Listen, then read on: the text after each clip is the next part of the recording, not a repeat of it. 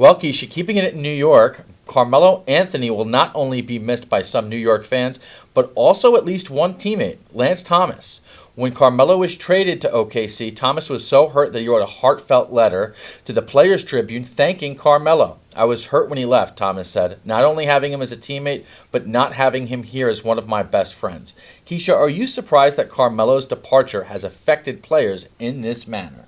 No, not at all. There were only two people that did not like Melo.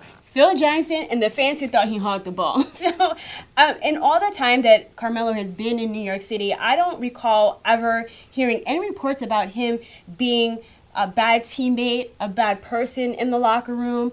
Even in the height of the chaos that was the Phil Jackson experiment, Carmelo was the consummate professional. He came in, he did his work, he didn't quit on his teammates, and he did what he could to not feed the frenzy. I mean, he stood up for himself in certain ways, but not anything that was overly derogatory towards Phil Jackson. So I didn't play on the team with him, but I'm going to miss him. I'm going to miss not hearing Carmelo Anthony in the Garden. So, no, I'm not surprised at all. Yeah, neither am I. I think Carmelo, as you pointed out, I mean, he really was, I felt while he was here, I mean, there were a lot of ups and downs, no question about that, but it was strictly basketball. I mean, there was never any, granted, he's had the issue with his personal life being thrown out there, but that's his business. I mean, for the most part, there was never any stuff that got thrown out there, a lot of controversy or anything like that. So I think for the most part, the players on the Knicks, without a doubt, certainly were able to look up to him, and he had some good, he's not the type of rah-rah leadership locker room type of guy,